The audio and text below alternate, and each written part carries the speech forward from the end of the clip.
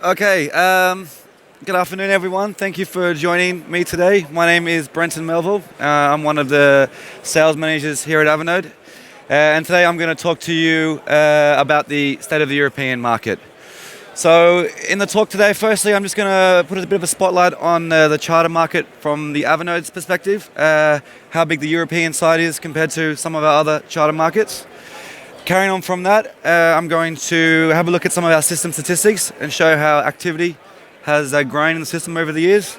And then we're going to dive a little bit further into the data, have a look at some behavioral activity in the system and see what trends we can see from there. And then following on from that, we'll look at what's popular in Europe, what's the best, most popular aircraft, how operators are pricing these routes as well.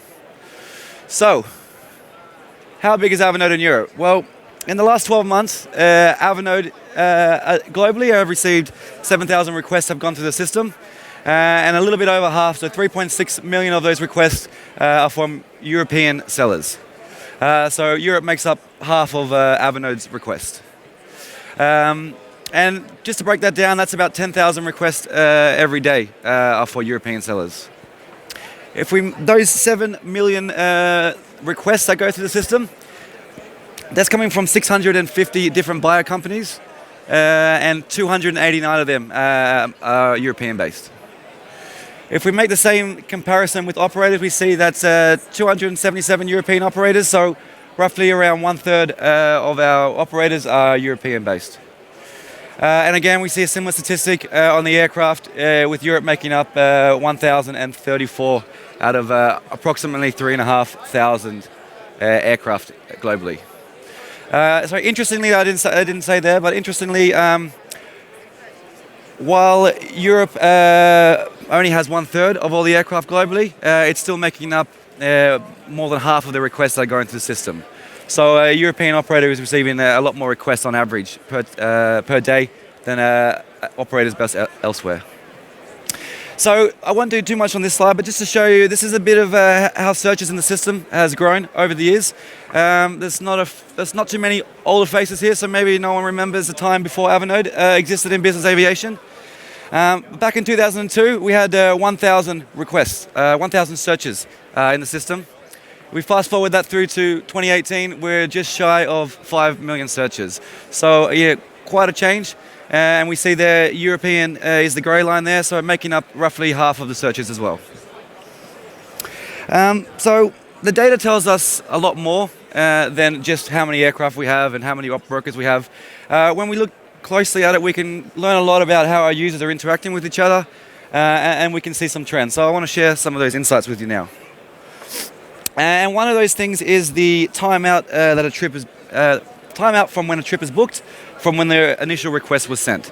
So when we look at the data, we see that 1/3 of all requests that are sent to the system for this 72-hour period. So it doesn't leave a lot of lead time. And when we speak with brokers and buyers out there, they say this is one of the more frustrating trips it's more frustrating when they are looking for aircraft in this time frame, because it's a bit more difficult to find aircraft with less aircraft likely to accept in this time, with issues around getting crew together and a whole bunch of other reasons.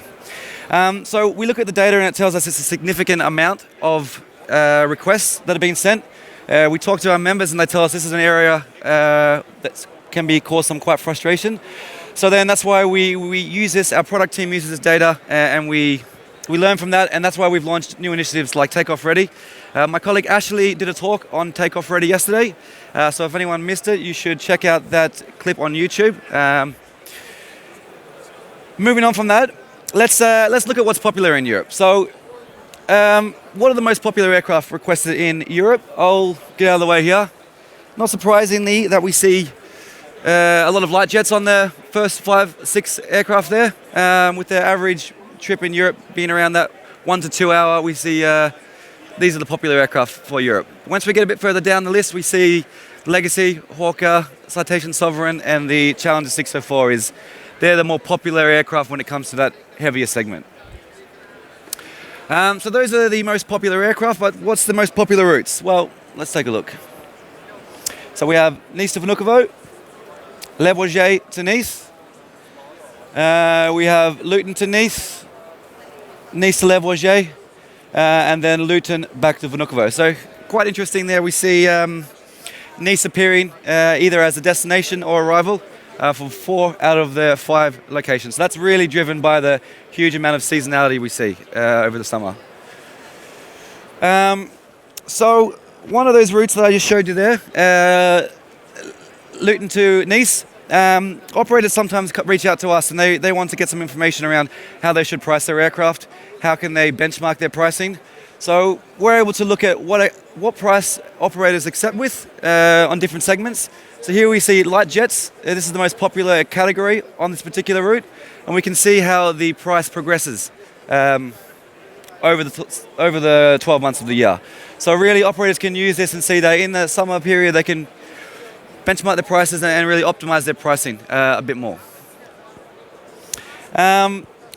Before I close off, I just want to go over a couple of things that I spoke about today. I mean, Avanode uses data every day.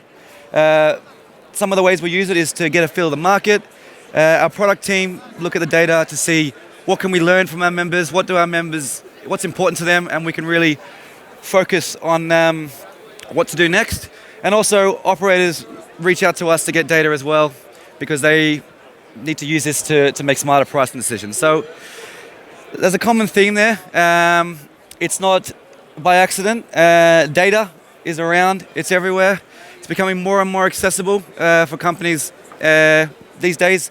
And Avanode's not the only source. There's a lot of good sources out there. Either you can use Avanode's data, you can use your own company data, or a lot of other sources out there. But really, companies who need to start looking at having a data-driven strategies, because in the long run, I think strategies that don't take this into consideration are not going to be as successful.